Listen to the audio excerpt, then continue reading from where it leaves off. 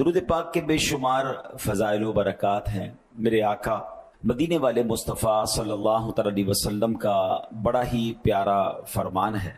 میرے آقا فرماتے ہیں جس نے مجھ پر صبح و شام 10 بار درود پاک پڑھا اسے قیامت کے دن میری شفاعت ملے گی۔ اب 10 بار درود پاک پڑھنے میں وقت ہی کتنا لگتا ہے؟ الصلاۃ والسلام علیک یا رسول اللہ، کتنا مختصر درود پاک، صلی اللہ تعالی علی محمد صلی اللہ علیہ وسلم، کتنا مختصر درود پاک ہے۔ مختصر درود پڑھنا ہے تو 4-5 منٹ، میکسیمم 10 منٹ میں ہی ہو جائے گا۔ اب 5-10 منٹ کے ہم پورے دن میں درود پاک کے لیے نہیں نکال سکتے، تو اللہ کرے کہ ہم بس درود پاک کے شہدائی بن جائیں۔ اعلیٰ حضرت لکھتے ہیں مہر چرخ نبوت پہ روشن درود، گل باغ رسالت پہ لاکھوں سلام، شہریار ارم تاجدار حرم، نو بہار شفاعت پہ لاکھوں سلام۔ محبت کے ساتھ درود پاک پڑھ لیں۔ صلو علی الحبیب صلی اللہ تعالی علی محمد صلی اللہ علیہ وسلم۔ قرآن مجید فرقان حمید کی جس آیت کا آج ہم نے انشاءاللہ ذکر کرنا ہے اور اس کے بارے میں انڈرسٹینڈ کرنا ہے، سمجھنا ہے، یہ ہے سورہ والضحیٰ، پارہ نمبر 30 اور آیت نمبر 11 نمبر آیت۔ اللہ کریم ارشاد فرماتا ہے وَأَمَّا بِنِعْمَةِ رَبِّكَ فَحَدِّثْ، اور اپنے رب کی نعمت کا خوب چرچا کرو۔ سبحان اللہ، کیا خوبصورت آیت ہے۔ یعنی یہاں نبی پاک علیہ الصلوۃ والسلام کو بھی حکم دیا جا رہا ہے اللہ کریم کی طرف سے کہ اے حبیب علیہ الصلوۃ والسلام، آپ کو اللہ کریم نے جو نعمتیں عطا فرمائیں دنیا میں، قیامت کے دن، آخرت کے لیے ان نعمتوں کا چرچا کریں۔ اور پھر اسی آیت کا ایک اور پہلو یہ بنتا ہے کہ نبی پاک کے ذریعے حکم ہم تک پہنچا، تو ہمیں بھی کہا گیا کہ اللہ کریم کی جو نعمتیں ہمیں ملی ہیں دنیا اور آخرت کی، ہم اس کا بھی چرچا کریں، اس کا بھی ذکر کریں۔ اب اس کو ذرا طریقے سے مزید ڈیٹیل میں سمجھتے ہیں۔ اللہ نے کیا فرمایا؟ وَأَمَّا بِنِعْمَةِ رَبِّكَ فَحَدِّثْ، اور اپنے رب کی نعمت کا خوب چرچا کرو۔ یعنی اے پیارے محبوب علیہ السلام، ہر وہ نعمت جو ہم نے آپ کو عطا فرما دی ہے یا آئندہ عطا فرمائیں گے یا روز قیامت جن انعامات کا آپ سے وعدہ فرمایا ہے، ان تمام نعمتوں کا چرچا کیجیے۔ حالانکہ نبی پاک علیہ السلام کا جو لائف اسٹائل تھا نا، وہ کمال کا تھا۔ آپ بڑی عاجزی فرماتے تھے، یعنی اس قدر عاجزی کا عالم تھا کہ نبی پاک جب فتح مکہ کے دن پہنچے، اب آپ غور کیجئے، ذرا امیجن کیجئے کہ وہ مکہ دوبارہ فتح ہو رہا ہے کہ جہاں سے زیادتی کر کے نکالا گیا تھا، جہاں ظلم کیا گیا تھا، جہاں صحابہ شہید کیے گئے تھے، جہاں حضرت بلال کو تپتی ریتوں پر لٹایا گیا تھا، جہاں صحابہ کو چٹائی میں باندھ کر دھونی دے کر تکلیف پہنچائی گئی تھی، جہاں پانی میں ڈبکیاں صحابہ کو دے کر ان کا سانس روکا گیا تھا، یعنی تکلیف کے انبار جن لوگوں نے لگایا، صحابہ کرام کی پراپرٹیوں پر قبضہ کر لیا تھا، اب وہ مکے آ رہے ہیں۔ نارملی کیا ہوتا ہے کہ جب کوئی ملک فتح ہوتا ہے تو اب بادشاہ جو ہے وہ اپنے کر و فر کے ساتھ آتا ہے، لیڈر جو جناب ہر طرف روب جماتا ہے، مگر سبحان اللہ نبی پاک جس اونٹنی پر سوار ہو کر آ رہے تھے نا، پیارے آقا اس قدر عاجزی کے ساتھ، اس قدر انکساری کے ساتھ تلاوت قرآن کرتے ہوئے کہ آپ کے امامے کے جو پیچ تھے نا، وہ اونٹ کی جو بیٹھنے کی جگہ ہوتی، کجاوا جس کو کہتے، اس کاٹھی سے مس ہو رہے تھے۔ یعنی اللہ نے اتنا بڑا مقام دیا، اتنے بڑا آنر دیا، اتنا بڑا موقع دیا، اور عاجزی کا عالم یہ ہے کہ جو ہے مالک تیری عطا سے ہے، اللہ یہ تیری طرف سے ہے۔ تو یہ اتنے بڑی خوشی کے موقع پر، اتنے بڑے پراؤڈ مومنٹ کے موقع پر بھی نبی پاک عاجزی اور انکساری فرما رہے ہیں۔ سبحان اللہ۔ ایک بار نبی پاک علیہ السلام زمین پر بیٹھ کر بالکل نارمل انداز میں کھانا کھا رہے ہیں، تو کسی نے پوچھا کہ یا رسول اللہ علیہ السلام آپ یوں تشریف فرمائیں، بالکل زمین پر بیٹھے لوگوں کے ساتھ؟ تو نبی پاک نے فرمایا میں بندہ ہوں اور بندوں کی طرح ہی بیٹھ کر کھانا کھاتا ہوں۔ آپ غور کریں، اللہ کے حبیب ہیں آپ، وہ ہیں، یہ ہمیشہ یاد رکھا کریں۔ نبی پاک کا مقام کیا ہے وہ تو ہم بیان کر بھی نہیں سکتے، مگر ایک حدیث سے کچھ سمجھنے کی کوشش کیجئے گا، یہ سارے معاملات بڑی آسانی سے سمجھ آ جائیں گے کہ what is the status of رسول پاک علیہ الصلوۃ والسلام in the court of اللہ سبحانہ و تعالی۔ اللہ کی بارگاہ میں نبی پاک کا جو مقام ہے نا، وہ ایک حدیث قدسی سے کچھ سمجھنے کی کوشش کرے. اللہ فرماتا ہے لولا کلما خلقت الدنیا، اے محبوب اگر میں تمہیں نہ بناتا تو یہ دنیا ہی نہ بناتا. تو یہ دنیا میں جتنی رعنائیاں ہیں، اس دنیا میں جو کچھ ہے، میں ہوں، آپ ہیں، یہ دنیا کی جتنی نعمتیں، یہ صدقہ ہیں جناب رسول اللہ علیہ الصلوۃ والسلام کا. نبی پاک کو کہا جاتا ہے نا وجہ تخلیق کائنات، ریزن آف دا اول کریشن. غلاموں کے ساتھ بیٹھ کر کھانا کھا رہے ہیں، کبھی چٹائی پر آرام کر رہے ہیں، کبھی خاک پر ہی سو رہے ہیں، کبھی جو کی موٹی روٹی ہے.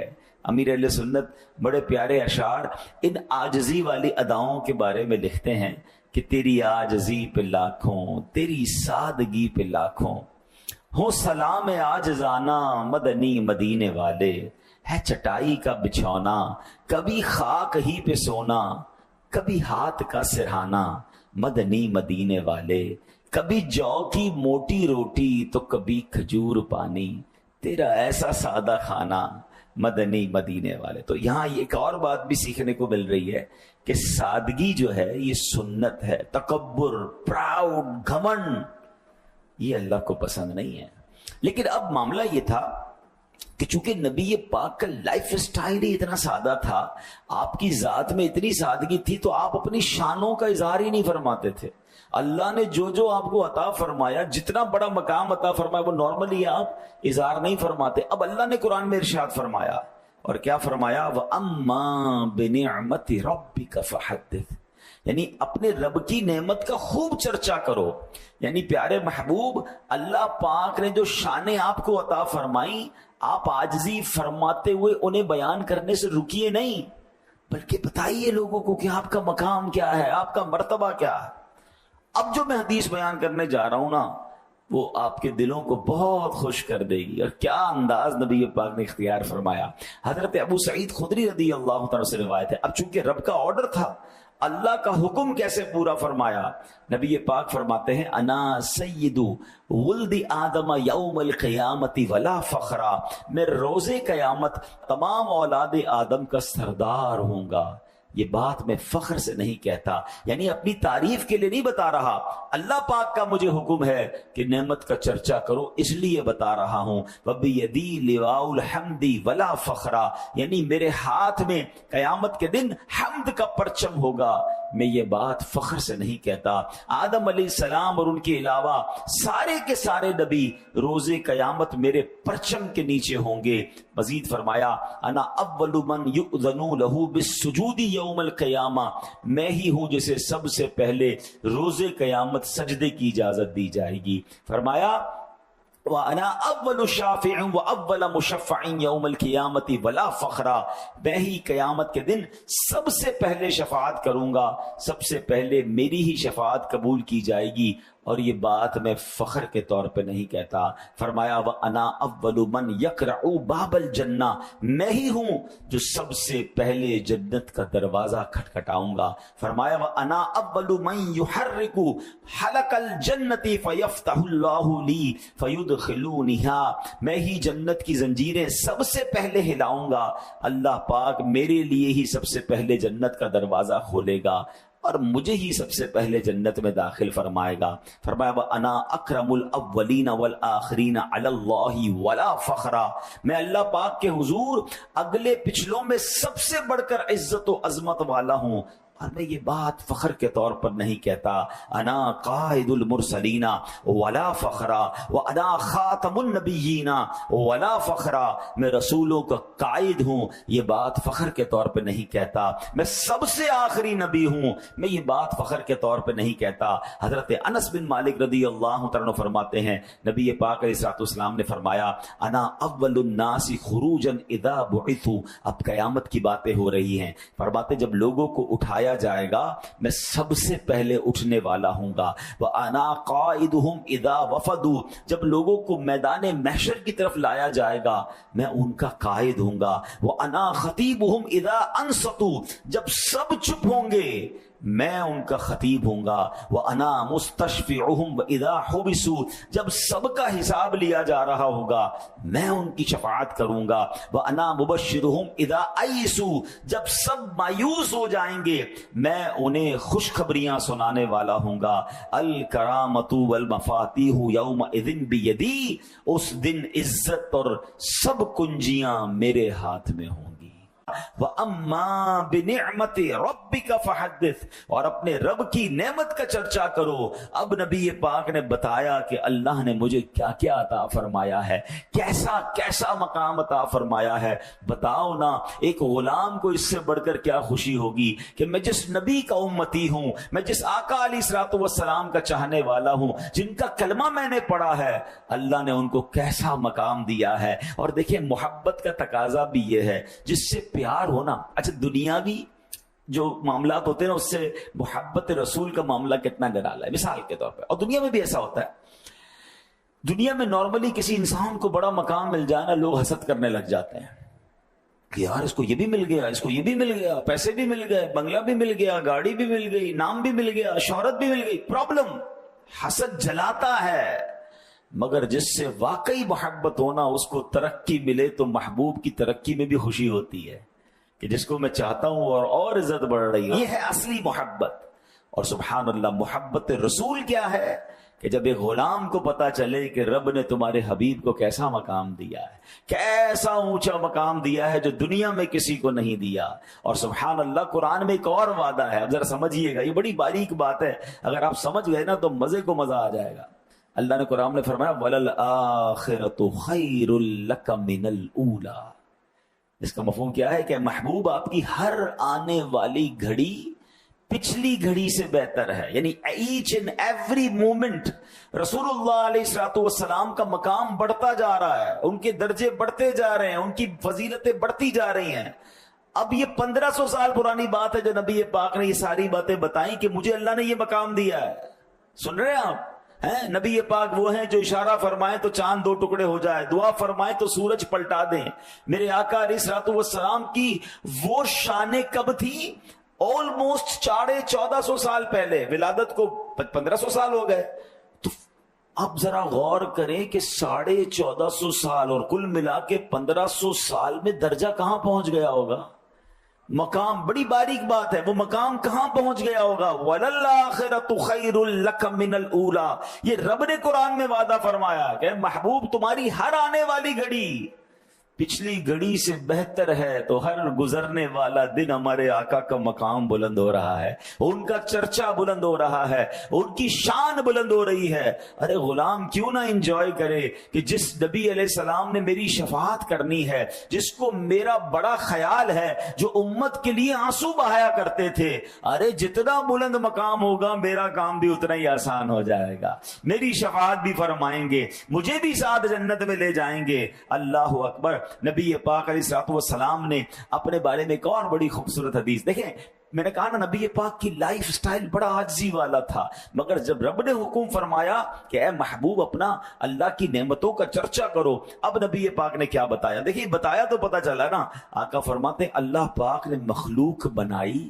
تو مجھے اچھوں میں سے بنایا، پھر ان کے 2 حصوں میں سے بہترین حصے میں رکھا، پھر قبیلے بنائے تو مجھے بہترین قبیلے میں رکھا، پھر گھر اور خاندان بنائے تو مجھے بہترین خاندان میں پیدا کیا، لہٰذا میں ساری مخلوق سے بہتر ہوں، میرا خاندان سب خاندانوں سے بہتر ہے۔ ایک اور جگہ فرمایا اللہ پاک نے اولاد آدم سے ابراہیم علیہ السلام کو چنا اور انہیں اپنا خلیل بنایا، پھر اولاد ابراہیم سے اسماعیل کو چنا، پھر حضرت اسماعیل کی اولاد سے نزار کو چنا، پھر اولاد نزار سے مدر کو، مدر سے کنانا، کنانا سے قریش، قریش سے بنو ہاشم، اور بنو ہاشم سے بنو عبد المطلب، اور بنو عبد المطلب سے مجھے منتخب فرما لیا۔ یعنی the best creation جو تھی، جو بیسٹ سبحان اللہ کائنات میں لوگ تھے، میرے آقا ان میں سے سب کے سردار ہیں۔ سبحان اللہ، یہی بات تو بریلی کے تاجدار لکھتے ہیں نا، ذات ہوئی انتخاب، وصف ہوئے لاجواب، ذات ہوئی انتخاب، وصف ہوئے لاجواب، اور نام ہوا مصطفیٰ، تم پہ کروڑوں درود. ایسے ہیں میرے آقا, وہ شان ہے ان کی. اچھا یہاں تو ایک ایسی حدیثیں ہیں کہ میں بیان تسلسل سے کرتا چلا جاؤں, دن بھی ختم ہو جائے گا, راتیں بھی ختم ہو جائیں گی, باتیں بھی ختم ہو جائیں گی. میرے آقا کی شان کا احاطہ کیسے ہو سکتا ہے؟ مگر چونکہ قرآن کی ایک آیت کو ہم لے کے چل رہے ہیں تو اس آیت کے دو پہلو تھے. میں نے بیان کے شروع میں کہا تھا کہ ایک تو یہ نبی پاک کو حکم تھا وَأَمَّا بِنِعْمَتِ رَبِّكَ فَحَدِّثْ, اور اپنے رب کی نعمت کا خوب چرچا کرو. اور اس کا دوسرا پہلو تو نبی پاک کی طرف تھا. اب ایک پہلو ہمارے لیے بھی ہے, کیونکہ جب نبی پاک کے ذریعے آیت ہم پڑھیں گے تو اس کا مطلب کیا ہوگا کہ اے مومنوں, اے ایمان والوں, اے لوگوں, جو تمہیں اللہ نے نعمتیں دی ہیں اس کا تم بھی تو چرچا کرو نا. تو ہمیں کیا کرنا ہے کہ ہمیں اللہ پاک کی نعمتوں کا شکر کرنا ہے, اس کا چرچا کرنا. اپنے آپ کو دیکھیں, اللہ نے آنکھیں دی ہیں, یا اللہ تیرا شکر ہے. نعمت ہے نا, ہاتھ ہے, پیر ہے, صبح اٹھے تو سانس آ رہی ہے, یا اللہ تیرا شکر ہے, تو نے سانس دی, میں سوتے سوتے ہی نہیں مر گیا, اٹھا تو آنکھیں کھلی تو نظر آ رہا ہے. کچھ لوگ صبح اٹھتے آنکھیں نہیں ہوتی, نہیں سنتے, ایسا بینائی چلی گئی. اگر آپ غور کریں تو صبح اٹھنا ہی کتنی بڑی نعمت ہے, اٹھ کر کھڑے ہو جانا کتنی بڑی نعمت ہے, ہاتھ بڑھا کر پانی پی لینا کتنی بڑی نعمت ہے. اچانک لوگوں کو پرابلمز ہو جاتی ہیں. میں صبح اٹھا ہوں. اچھا ایک اور بڑی گہری بات, یہ جو نیند سے اٹھنا ہے نا, ایکچولی یہ ہم کہاں سے ہو کر آتے ہیں؟ یہ موت کی ایک جھلک ہے. ہاں, آپ میں سے کچھ لوگوں کو سونے کی دعا یاد ہوگی. سنت دعا کیا ہے؟ اللہم بسمکا اموتو و احیا. مانا کیا ہے؟ اللہ کریم کے اس نام سے میں جیتا ہوں اور مرتا ہوں. میں تو سونے جا رہا ہوں, موت کا ذکر کہاں سے آ گیا؟ اموتو و احیا, اس کا مطلب نیند ایک جھلک ہے موت کی. اب دیکھ رہے جب میں اور آپ سوتے ہیں تو ہمیں پتا ہوتا ہے کون آیا کون گیا, ہمارے سامنے کیا ہوا. نو, ختم, ہم ایک طرح سے دنیا سے چلے جاتے ہیں. اچھا اٹھنے کے بعد کی دعا کیا ہے؟ الحمدللہ الذی احیانا بعد ما اماتنا والیہ النشور. کیا مطلب ہے اس کا؟ اس رب کا شکر جس نے موت کے بعد پھر زندہ کیا. میں تو نیند سے اٹھا ہوں, میں تو سو کے اٹھا ہوں. سمجھ آ رہی ہے بات؟ یہ دعا بتا رہی ہے کہ ہم کہیں جاتے ہیں, وہاں سے واپس آتے ہیں, ایک دن جائیں گے واپس نہیں آئیں گے. یہ جو واپس آئے نا, یہ اللہ نے واپس بلا لیا ہے. اللہ نے نیا دن دیا ہے, دوبارہ اچھے طریقے سے دن گزارو. ہے میرے بندو, یہ نعمت ہے تمہارے لیے. بات سمجھنی ہے کہ سوتے وقت کلمہ پڑھ کے توبہ کر کے, اللہ توفیق دے تو باوضو صلاۃ التوبہ پڑھ کے سوئیں. کیا پتہ صبح نہ اٹھیں, تیاری کر کے سونا ہے. لیکن یہ اٹھنا جو ہے یہ اللہ کی کتنی بڑی نعمت ہے. وَأَمَّا بِنِعْمَتِ رَبِّكَ فَحَدِّثْ, کہ اللہ کی نعمتوں کا چرچا کرنا ہے تو ہمیں اللہ کی نعمتوں کا چرچا کرنا ہے. اور یہ چرچا ہی, ذکر ہی شکر ہے. ایک شکر کا طریقہ یہ بھی ہے, حدیث پاک میں ہے التحدث بنعمتی شکر وترکها کفر, یعنی نعمت کا چرچا کرنا شکر ہے اور چرچا نہ کرنا ناشکری ہے. اب ذرا سچی بات بتائیں, مجھ سے اور آپ سے کوئی پوچھے بھائی جان آج کل کیا حال ہے؟ بس یار بہت برا حال ہے, کاروبار بالکل ڈاؤن ہے, طبیعت میں ذرا مزہ نہیں ہے, بڑا پریشر ہے, ہمارا ملک بھی ٹھیک نہیں ہے, یار موسم بھی بڑا خراب ہے. Always complaining. اللہ اکبر, یہ ناشکری ہے. سچ بتاؤ اللہ نے کتنی نعمتیں ہمیں دی ہیں. بڑی پیاری بات علماء کہتے ہیں کہ نعمت کی گنتی بھی بندہ کرے نا, یہ بھی شکر ہے, کیونکہ اس سے اس کا احساس بڑھتا ہے کہ کتنی نعمتیں. ایک اور حدیث سنیے, من ابلیا بلاء فذکرہ فقد شکرہ وان کتمہ فقد کفرہ, یعنی جسے کوئی نعمت نصیب ہوئی وہ اس کا تذکرہ کرتا ہے, وہ شکر کرنے والا ہے, اگر چھپا لیتا ہے تو وہ ناشکری کرنے والا ہے. ایسا حال بنا کے رکھیں گے. اچھا یہ بھی ایک مسئلہ ہے کہ بندے کو اللہ نے نعمتیں دی ہیں, اس نعمتوں کا اظہار بھی نظر نہیں آتا. اللہ نے اچھا مال دیا ہے تو نہ کپڑے اچھے, نہ گھر اچھا, نہ گاڑی اچھی, نہ سواری اچھی, ایسا بے حال ہو کے بندہ گھوم رہا ہے کہ لگتا فقیر ہے, حالانکہ اللہ نے بہت کچھ دیا ہے. شریعت کو یہ بھی پسند ہے کہ اگر اللہ نے آپ کو دیا ہے تو وہ نظر آنا چاہیے. دو الگ چیزیں ہیں, ایک اتنا دکھانا کہ تکبر کے لیے، شیخی کے لیے، پراؤڈ کے لیے کہ جناب دیکھو یہ مہنگی گھڑی، یہ موبائل، یہ گاڑی، اور لوگ اس کو ڈی مورلائز فیل کریں، لوگ اس کے سامنے اپنے آپ کو حقیر فیل کریں. یہ نہیں کرنا. اللہ کا شکر ادا کرنے کے لیے کریں. یا اللہ تو نے مجھے نوازا، میں اچھے کپڑے پہن رہا ہوں تیری وجہ سے، تیری رحمت، تیری نعمت. شکر کے جذبات کے ساتھ اپنی نعمتوں کا استعمال کرے. اچھی سواری رکھنا، اچھی گاڑی، اچھا لباس، اوکے، جائز طریقے سے ہے، بالکل ٹھیک ہے، وہ کرنا چاہیے. کچھ لوگ نعمتیں ہوتے ہوئے خرچ نہیں کرتے، اپنے بچوں کو پر خرچ نہیں کرتے. اتنے پریشان ان کی فیملی کے لوگ کہ والد کو اللہ نے کروڑوں روپے دیے ہیں، نہ اچھا کھانا کھلاتے ہیں، نہ اچھا کپڑے پہناتے ہیں، نہ گھر بناتے ہیں، ہمیں ہمارے دوستوں کے سامنے شرمندہ کرتے ہیں. نہیں، اللہ نے دیا ہے. میں اگین دوبارہ ایک باؤنڈری بتایا جا رہا ہوں کہ جائز طریقے سے، ایسا نہیں کہ آپ حرام کاموں میں خرچ کریں کہ اللہ نے دیا ہے، نہیں، حلال طریقے سے خرچ کریں، اللہ کی راہ میں بھی تو خرچ کریں. اچھا، ایسے لوگ جو اپنے بچوں پہ خرچ نہیں کرتے نا، وہ پھر اللہ کی راہ میں بھی خرچ نہیں کر رہے ہوتے، ان کو زکوٰۃ بھی بڑی بھاری پڑ رہی ہوتی ہے. اوہو باپ رے باپ، 10 لاکھ روپے زکوٰۃ دینی پڑے گی. اور اللہ کے بندوں، اللہ نے 4 کروڑ دیے تو 10 لاکھ زکوٰۃ نا 2.5% ہی ہے نا، تو 4 کروڑ کا شکر کب ادا کرو گے؟ 10 لاکھ دو، اگلے سال 12 لاکھ زکوٰۃ دو گے، اگلے سال اللہ نے اور بڑھا دینی ہے. تو یاد رکھیے کہ نعمتوں کا چرچا بھی کرنا ہے، نعمتوں کا شکر بھی کرنا ہے، اور اس کو ایکنالج کرنا ہے، اس کا ذکر کرتے رہنا ہے. آپ سے کوئی پوچھے کیا حال ہے آپ کا، اللہ نے کروڑوں سے اچھا بنایا، میری تو اوقات ہی نہیں، اللہ نے مجھے اتنا دیا. یہ انداز ہے نا، یا اللہ میں. اچھا اب سچ بتائیں، جتنے ہمارے گناہ ہیں، جتنی ہماری خطائیں ہیں، جتنی ہماری نافرمانیاں ہیں، اور جو اللہ نے مجھے اور آپ کو دیا ہے، تو یار دنیا میں کون دیتا ہے؟ اپنے باس کی بات نہ مانو تو نوکری سے فارغ کر دیتا ہے، کسی بندے دوست کی 2-3 باتیں نہ مانو دوستی ختم کر دیتا ہے، ماں باپ کی نہ مانو تو ماں باپ گھر سے نکال دیتے ہیں. اللہ کی بچپن سے نافرمانیاں کر رہا ہوں، اللہ دیے جا رہا ہے. ہونا تو یہ چاہیے تھا صبح نہ مانتا، شام سانس رک جاتی، سانس بھی تو اللہ ہی دے رہا ہے نا. کھانا نہ ملتا، ہاتھ ہی نہ اٹھتا. جس ہاتھ سے ظلم کر رہا ہے بندہ، جس ہاتھ سے گناہ کر رہا ہے، وہ ہاتھ ہی گر جاتا نا. اللہ نعمتیں نہیں روک رہا، مگر بندہ ناشکری نہیں روک رہا. ہونا کیا چاہیے؟ وَأَمَّا بِنِعْمَةِ رَبِّكَ فَحَدِّثْ. ہم مجھے کوئی دیکھے اور بات کرے تو اس کی طبیعت اچھی ہو جائے، ایسے بات کرو نا. بے شک غم ہے، بے شک پرابلمز ہے، پرابلم تھوڑے ہی ہوتے ہیں. آلویز یاد رکھیں، دھوپ تھوڑی دیر کے لیے آتی ہے، چھاؤں ہمیشہ بڑی ہوتی ہے، رات اب ٹھنڈی ہوتی ہے، مشکل وقت کے بعد پھر راحت آتی ہے. اللہ کریم نے کتنے اچھے دن دکھائے ہیں. اگر کچھ دن مشکل ہے تو یہ بھی رب کی طرف سے صبر کیجئے، لیکن اس کے مقابلے میں نعمتیں کتنی زیادہ ہیں. اللہ نے آنکھ دی ہے، کان دیے ہیں، زبان دی ہے، ہاتھ دی ہے، گردے دیے. آپ کبھی کسی ایمرجنسی ہاسپٹل میں جا کر دیکھیں، پھر اندازہ ہوگا کہ یار میں تو بادشاہ ہوں، اللہ نے مجھے اتنی بڑی بڑی بیماریوں سے بچایا ہے.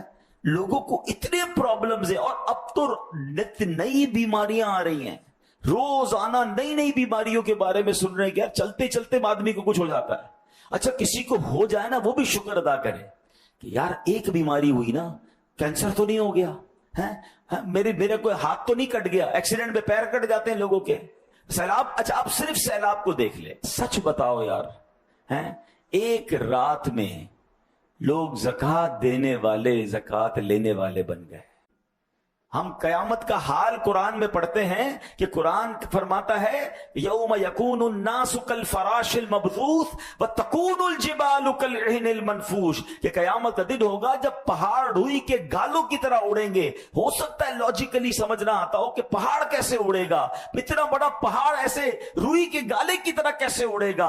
ارے ایک چھوٹی سی ویڈیو دیکھیں تو آپ کو لرزہ طاری ہو جائے گا. ایسا لگتا ہے اللہ نے پریکٹیکل دکھایا کہ ٹنوں وزنی پتھر ایک دو نہیں، ہزاروں کی تعداد میں پانی کے ساتھ بہتے آئے اور گھروں پر بم کی طرح لگے، پوری عمارتیں صفائے ہستی سے مٹا دی. ارے جو کروڑ پتی سویا تھا وہ صبح اٹھا تو مقروض ہو چکا تھا، اس کے بچے بہ گئے، اس کی فیملی بہ گئی. مجھے سچ بتاؤ یار، اگر ہم پر یہ آفت نہیں آئی تو شکر نہیں بنتا ہے. ہم کہتے ہیں یار تھوڑا کاروبار میں لاس ہو گیا ہے، تھوڑا فلاں میری گاڑی خراب ہو گئی ہے، میرا وہ مسئلہ ہو گیا ہے، میرے پیٹ میں درد ہے، میرے سر میں درد ہے. Always complain. اللہ نے کتنا بچایا ہوا ہے ہم کو، کس قدر بڑی بڑی پرابلمز ہیں لوگوں کے ساتھ. خدارا زباں پر شکر لائیے، زباں پر شکوائے رنجو علم لایا نہیں کرتے. نبی کے نام لیوا غم سے گھبرایا نہیں کرتے. اچھا پھر سبحان اللہ، اب آگے چلیں کہ بات، سچی بات بتائے کیا ہے؟ سب سے بڑی نعمت جو مجھے آپ کو ملی ہے نا، میں کہتا ہوں ایک بندے کے پاس دنیا کے اربوں روپے ہوں اور اس کے پاس ایمان ہی نہ ہو، بتاؤ کچھ ہے اس کے پاس؟ کیونکہ ایمان نہیں تو کچھ نہیں، جہنم میں جانا ہے اس نے اگر بے ایمان مرا. اور ہمارے پاس جو سب سے بڑی دولت ہے وہ ایمان ہے. اور سبحان اللہ، ایمان کس کے صدقے ملا ہے؟ نبی پاک علیہ الصلوۃ والسلام کے صدقے ملا ہے. اچھا اللہ نے پتہ ہی کتنی بڑی نعمت دی ہے، پیارے آقا کا جو مجھے اور آپ کو امتی بنایا نا، یہ احسان رب نے خود قرآن میں بیان فرمایا ہے. اللہ نے قرآن میں اپنے کسی احسان کو اس طرح ذکر نہیں کیا جس طرح اس احسان کا ذکر کیا. قرآن میں رب فرماتا ہے لقد من اللہ علی المؤمنین اذ بعث فیہم رسولا، بے شک اللہ نے ایمان والوں پر بڑا احسان فرمایا جب ان میں سے ایک رسول مبعوث فرمایا. پتا چلا یہ اتنا عظیم احسان ہے کہ اللہ قرآن میں فرما رہا ہے کہ ایمان والوں پر رب نے یہ احسان فرمایا ہے. سبحان اللہ. تو اب بات سمجھ لیجئے کہ یہ ساری نعمتیں جو ملی ہیں نا، یہ اسی نعمت کا صدقہ ہے، یہ سرکار دو عالم علیہ الصلوۃ والسلام کا صدقہ ہے. ایمان ملا ان کے صدقے، قرآن ملا ان کے صدقے، رحمان ملا ان کے صدقے. یہ جو سانسیں چل رہی ہیں نا، میں نے شروع میں حدیث قدسی سنائی تھی. اللہ فرماتا ہے لولا کلما خلقت الدنیا، اے محبوب یہ دنیا نہ بناتا اگر تجھے نہ بناتا تو پھر میں اور آپ بھی تو اس دنیا میں آئے. کس کے صدقے؟ رسول پاک کے صدقے. جسم میں جان ہے ان کے صدقے، ہاتھوں میں طاقت ہے ان کے صدقے، یہ زمین جس میں ہم کھڑے ہو سکتے ہیں یہ ان کے صدقے، آسمان ہے ان کے صدقے، درخت پتھر پھول، یہ چاند ستارے پہاڑ اور دریا سب ان کے صدقے ہیں. جبھی تو سیدی اعلیٰ حضرت لکھتے ہیں نا لا ورب العرش، جس کو جو ملا ان سے ملا، بٹتی ہے کونین میں نعمت رسول اللہ کی. اب آئیے، جب یہ اتنی بڑی نعمت رسول پاک ہے ہمارے لیے تو ان کا چرچا کیسے ہونا چاہیے، ان کا ذکر کیسے ہونا چاہیے؟ صحابہ کرام سے سیکھتے ہیں، ان کی زبان پر ہر وقت رسول پاک کا ذکر ہوتا. ایک بار نبی پاک حضرت بلال حبشی رضی اللہ عنہ کے گھر تشریف لائے. ہائے حضرت بلال کی قسمت کہ نبی پاک خود تشریف لائے. حضرت بلال گھر پہ نہیں تھے. پتہ ہے آپ کی زوجہ کیا کہتی ہے؟ کہتی حضور بلال تو گھر پہ نہیں ہے، مگر وہ جب گھر پہ ہوتے ہیں نا تو ان کی زبان پر ایک ہی رٹ ہوتی ہے، کالا رسول اللہ، کالا رسول اللہ. نبی پاک نے یہ فرمایا، پیارے آقا یہ فرماتے ہیں، اللہ اکبر. حضرت بلال کا عشق دیکھیں، جب سرکار کی بارگاہ میں ہوتے تو دیدار مصطفیٰ کرتے، گھر پہ آتے تو رسول پاک کا چرچا کرتے. یہ کیسا عشق تھا. نبی پاک نے دیکھو حضرت بلال کی کیسی تصدیق فرمائی. آقا فرماتے ما حدثکی انی بلال فقط صدقہ، بلال میری طرف سے جو بھی حدیث بیان کرتا ہے وہ سچ ہے. بلال لا یکذب، بلال جھوٹ نہیں بولتا. ایک اور بات سیکھنے کو ملی کہ اللہ کے نیک بندے جھوٹ نہیں بولتے، جھوٹ سے بچیں. اور حضرت بلال کیسے سچے کہ نبی پاک ان کی غیبت میں ان کے پیچھے فرما رہے ہیں کہ بلال نے جو تم سے بات کی ہے نا سب سچ کی ہے، کیونکہ بلال جھوٹ